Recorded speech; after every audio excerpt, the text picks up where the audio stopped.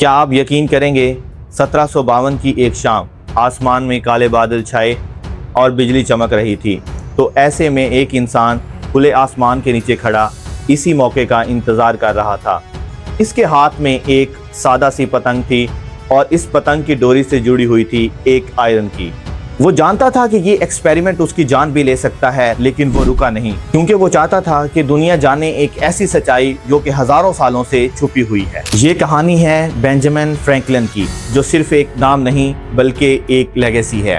वो एक scientist, philosopher, diplomat और सबसे बढ़ के अमेरिका के फाउंडिंग फादर में से एक थे। लेकिन आज हम बात करेंगे उनके सबसे डेंजरस, सबसे फेमस और सबसे रेवोल्यूशनरी एक्सपेरिमेंट की, द काइट एक्सपेरिमेंट। ये वो लम्हा था जब एक इंसान ने आसमानी बिजली को हाथ लगाया और वो जिंदा रहा। 17वीं सेंचुरी में इलेक्ट्रिसिटी एक कंप्लीट मिस्ट्री थी। लोग ये जानते थे कि अंबर को रगड़ने से छोटी चीजें इसकी तरफ अट्रैक्ट होती हैं, लेकिन ये क्यों होती हैं, इनकी बेसिक वजह कोई नहीं जानता था। और आसमानी बिजली को लोग खुदा का गजब समझते थे और लोग ये समझते थे कि शायद ये कोई सुपर नेचुरल चीज है जिसको साइंस से नहीं समझा जा सकता। लेकिन फिर बारी आती है बेंजामिन फ्रैंकलिन की। 1745 में पीटर वैन मस्टनब्रूक ने एक लेडन जार बनाया, जिसको आज के दौर में हम एक कैपेसिटर के नाम से जानते हैं, जो कि एक सिंपल बोतल थी जिसके अंदर हम इलेक्ट्रिसिटी को स्टोर कर सकते हैं। ये एक्सपेरिमेंट बेंजामिन फ्रैंकलिन ने देखा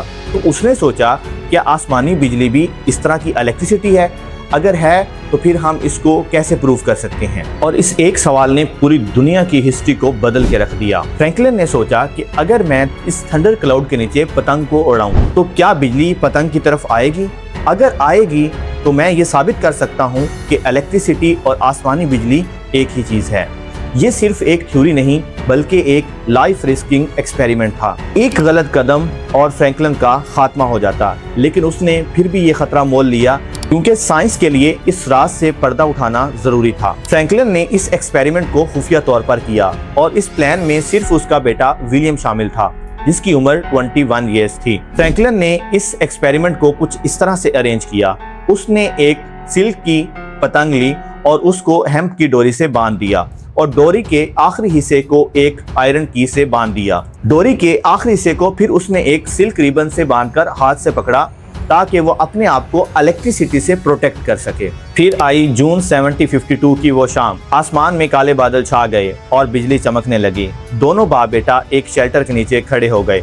फ्रैंकलिन ने पतंग उड़ाई, जो हवा की मदद से ऊपर उठी और आखिरकार थंडर क्लाउड के नीचे आ गई। वो काफी देर इंतजार करते रहे, लेकिन कुछ भी ना हुआ। फिर अचानक फ्रैंकलिन ने देखा कि हेम्प की डोरी के ऊपर मौजूद रेशे ऊपर उठने लगे और वो ऐसे लगा जैसे जिंदा हो रहे थे। ये स्टैटिक चार्जेस की वजह से था, क्योंकि क्लाउड चार्ज हो रहे थे। फ्रैंकलिन अपनी उंगली आयरन की के पास लाए तो एक इलेक्ट्रिक स्पार्क पैदा हुआ और उनकी आंखों में एक रोशनी पड़ी और वो मुस्कुरा दिए, क्योंकि उन्होंने साबित कर दिया कि इलेक्ट्रिसिटी और आसमानी बिजली एक ही चीज है। और इस एक्सपेरिमेंट ने दुनिया के बहुत बड़े राज से पर्दा उठा दिया।